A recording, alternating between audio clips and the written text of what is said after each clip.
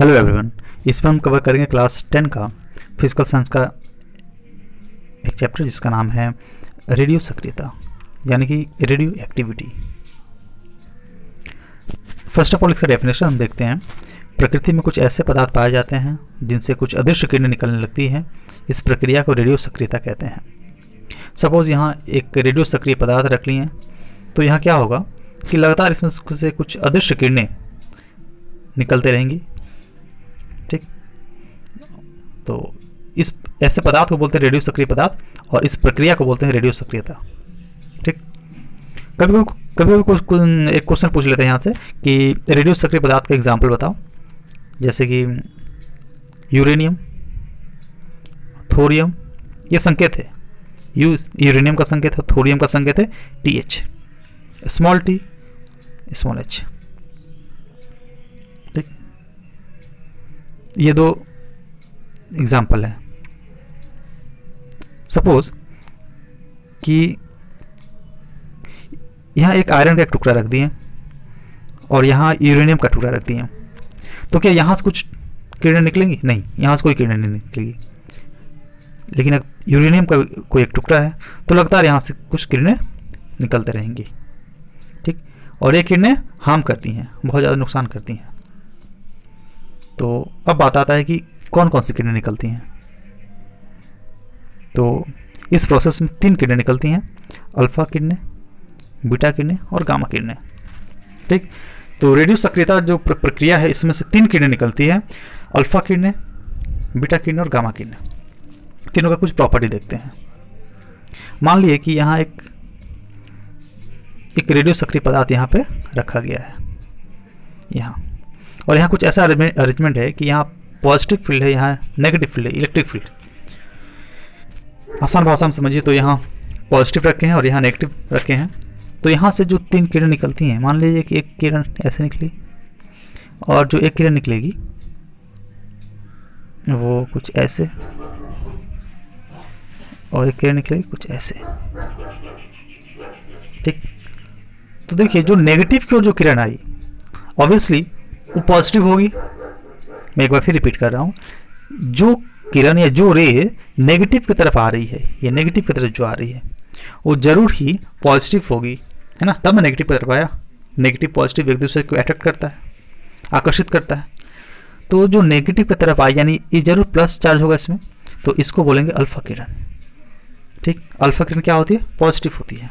यहाँ से प्रूफ हुआ। जो किरण प्लस की ओर गई थी जरूर वो नेगेटिव होगी, यानी कि ये है बीटा किरण। तो यहाँ से क्या समझ में आया? अल्फा किरण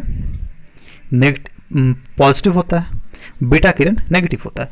और एक किरण देखिए जो सीधे निकल चुका है, ये ना ही नेगेटिव की ओर गया था ना ही ये पॉजिटिव की ओर गया था, तो इसमें कोई चार्ज नहीं होगा, ये न्यूट्रल होगा, उदासीन होगा।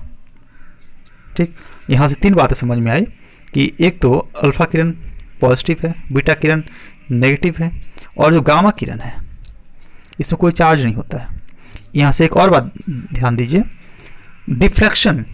यानी डिफ्रैक्शन देखिए ये मतलब इसका जो मुराव जो होता है, अल्फा का मुराव यहाँ से आकर हुआ है ना, यहाँ से आई, यहाँ से अल्फा का मुराव हुआ। लेकिन बीटा का मुराव देखिए यहाँ से मुराव शुरू हो गया था, इसका बीटा का मुराव। ठीक है, तो अगर पूछेगा डिफ्लेक्शन किसका ज़्यादा होता है, मुराव किसका ज़्यादा होता है, तो हम बोलेंगे बीटा का मुराव ज़्यादा होता है, क्योंकि यहीं से इसका मुराव शुरू हो गया है। इसका मुराव तो यहाँ पे आगे शुरू हुआ। तो यहाँ से एक और बात नोट कीजिए कि बीटा का मुराव ज़्यादा होता है, अल्फा का मुराव कम होता है, और गामा का मुराव होता ही नहीं है। मतलब गामा तो कहीं डिफ्लेक्ट ही नहीं होता है। ठीक, नेक्स्ट टॉपिक। अच्छा, एक और बात, जो अल्फा बीटा और gamma, sorry, alpha beta gamma किरण, सबसे भारी होता है अल्फा, उसके बाद बीटा, सबसे हल्का होता है गामा, सबसे हल्का होता है। अल्फा किसके बराबर होता है? तो अल्फा हीलियम के एटम के बराबर होता है, He2 4, atomic number 2, mass number 4। जो नीचे रहता है उसको वो एटॉमिक नंबर होता है, ऊपर जो रहता है वो मास नंबर होता है। तो अल्फा किसके बराबर है? हीलियम के अणु के बराबर है। ये बीटा किसके बराबर है? इलेक्ट्रॉन के बराबर है। यानी कि चार्ज क्या होता है -1। ये किसके बराबर है? तो ये बस एक लाइट के बराबर है, बस एक लाइट है और कोई पार्टिकल नहीं। ये दोनों पार्टिकल है, अल्फा बीटा एक पार्टिकल है और ये एक लाइट की तरह है, ठीक है। इसमें कोई इसका वेट नहीं होता, वेटलेस होता है ना, ये वेटलेस है। सबसे ज़्यादा वेट क्या है? इसका, अल्फा का। तो यहाँ से एक और बात बोल सकते हैं, जिसका वेट ज़्यादा होगा उसमें दौड़ने का पावर कम होगा, कम दौड़ पाएगा वो, है ना। तो वेलोसिटी किसका ज़्यादा होगा? वेलोसिटी ऑब्वियसली इसका ज़्यादा होगा, गामा का वेलोसिटी सबसे ज़्यादा है। अगर वेलोसिटी का हम बात करें तो गामा का वेलोसिटी ज़्यादा होगा, उसके बाद बीटा का, उसके बाद अल्फा का, क्योंकि अल्फा भारी है इसलिए इसका वेलोसिटी कम हो जाएगा। पेनिट्रेशन पावर, जिसका वेलोसिटी ज़्यादा होगा उसका पेनिट्रेशन पावर, यानी कि किसी मेटल को पार करने का जो पावर है उसको पेनिट्रेशन पावर बोलते हैं। तो वो किसका ज़्यादा होगा? तो वो भी अल्फा का ज़्यादा होगा, बीटा का कम होगा। गामा का ज़्यादा होगा सबसे, बीटा का कम होगा, अल्फा का तो सबसे कम होगा क्योंकि भारी है। इसका भारी होने की वजह से इसका वेलोसिटी कम है, वेलोसिटी कम होने की वजह से इसका पेनिट्रेशन पावर कम है। यानी कोई मेटल को अगर यहाँ रख दिया जाए तो इसको छिद्र करके बाहर निकलने का जो पावर है वो सबसे ज़्यादा पावर किसका होगा? ऑब्वियसली गामा का है, ठीक।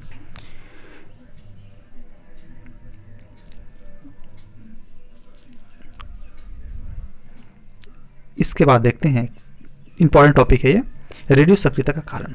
क्या कारण है? सपोज अगर हम बोले कि यहाँ एक आयरन है, यहाँ यूरेनियम है, आयरन में नहीं होता है रेडियो सक्रियता, यूरेनियम में होता है। क्यों होता है? रीज़न क्या है? तो इसका रीज़न है कि जिन परमाणु में न्यूट्रॉन और प्रोटॉन का जो अनुपात है वो 1.5 या 1 से कम हो तो वो तत्व जो है रेडियो सक्रिय होगा। मैं फिर से एक बार रिपीट करता हूँ, जिन तत्वों में, अच्छा यहाँ से इसको आप नोट कर लेना पहला बात की, ठीक है। जिन तत्वों में न्यूट्रॉन और प्रोटॉन का जो अनुपात है 1.5 या 1 से कम हो वो रेडियो सक्रिय पदार्थ होगा, ठीक है।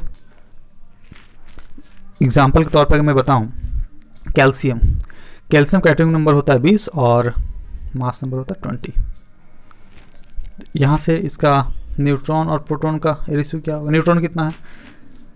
नीचे ये एटॉमिक नंबर होता है, तो जितना ये एटॉमिक नंबर मतलब प्रोटॉन का नंबर होता है, और जितना प्रोटॉन होगा उतना ही इलेक्ट्रॉन होगा।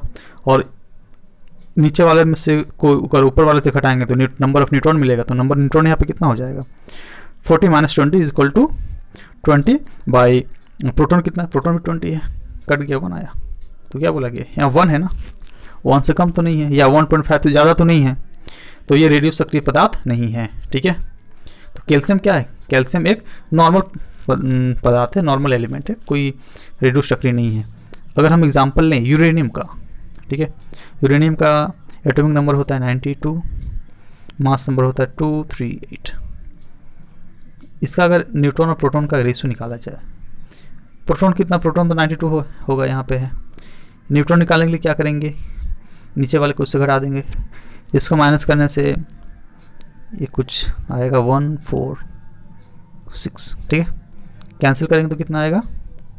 1.58, डिवाइड करेंगे तो 1.58 आएगा, ठीक है, 1.58। तो देखिए 1.5 से ज़्यादा है ना, तो ये रेडियो सक्रिय पदार्थ है। मान लीजिए कभी कभी एग्जाम में पूछ ले कि कुछ एलिमेंट दे दे, बोले कि कौन सा रेडियो सक्रिय पदार्थ है कौन सा नहीं, तो इसका यूज़ करके हम लोग देख सकते हैं। एक बात याद रखना कि जो नीचे रहता है वो एटॉमिक नंबर होता है, ऊपर में जो रहता है मास नंबर रहता है, ठीक है।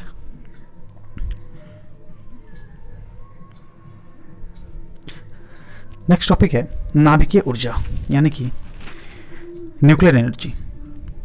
इसके पहले एटम का एक, जैसा कि एटम का स्ट्रक्चर होता है,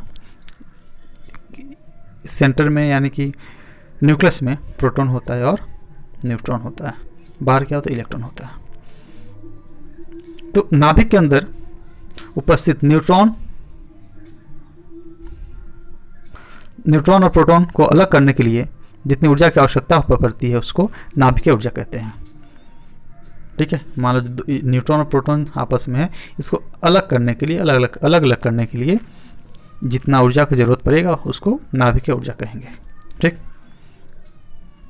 आई थिंक टॉपिक समझ में आया होगा। नेक्स्ट टॉपिक है नाभिकीय विखंडन। विखंडन मीन्स होता है टूटना, ठीक है। नाभिकीय मतलब नाभिक या केंद्रक, एक बड़े नाभिक का अनेक छोटे छोटे नाभिक में टूट जाने की प्रक्रिया को नाभिकीय विखंडन कहते हैं। सिंपल सी बात है, एक बहुत बड़ा एक न्यूक्लियस छोटे छोटे न्यूट्रॉन में जब टूट जाएगा तो इस प्रक्रिया को बोलेंगे नाभिकीय विखंडन, और इसमें से एनर्जी प्रोड्यूस होता है, ठीक है। एटम बम में इससे एनर्जी का प्रयोग किया जाता है।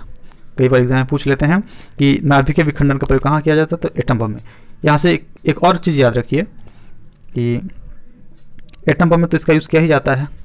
एटम बम का सबसे पहले यूज़ कहाँ किया गया था, तो हिरोशिमा और नागासाकी पे किया गया था 1945 में 6 अगस्त और 9 अगस्त को किया गया था। 6 अगस्त को जो बम का प्रयोग किया गया था उसका कोडवर्ड क्या था, तो लिटिल मैन याद रखिए। और 9 अगस्त को जो बम का यूज़ किया गया था, जो बम गिराया गया था, ये हिरोशिमा पर और ये नागासाकी पे जो 9 अगस्त को बम गिराया गया था उसका कोडवर्ड था फैट मैन, याद रखिए। और यहाँ से एक और चीज़ याद रखेंगे कि 2 चीज़ होता है, नाभिकीय विखंडन और नाभिकीय संलयन, ठीक है। नेक्स्ट टॉपिक वही है नाभिकीय संलयन। इसमें क्या है, जो छोटा छोटा जो परमाणु केंद्रक है, न्यूक्लियस है, जब जुड़ के एक बड़ा केंद्रक बन जाएगा तब इसको बोलेंगे नाभिकीय संलयन, ठीक। इसमें भी एनर्जी प्रोड्यूस होता है और इसमें ज़्यादा एनर्जी निकलता है। क्वेश्चन पूछा जाता है कि नाभिकीय विखंडन और नाभिकीय संलयन में ज़्यादा एनर्जी कहाँ पे मिलता है, तो ज़्यादा एनर्जी नाभिकीय संलयन में बनता है। और ये प्रोसेस कहाँ होता है, तो सूर्य में होता है। इसको भी नोट करिए कि ये प्रोसेस सूर्य में होता है। सूर्य मतलब सन जो काफ़ी ह्यूज अमाउंट में एनर्जी प्रोड्यूस करता है और वो अल्टीमेट सोर्स है एनर्जी का। तो वहाँ पे एनर्जी कैसे मिलता है, तो नाभिकीय संलयन द्वारा वहाँ पे ऊर्जा मिलता रहता है, ठीक है।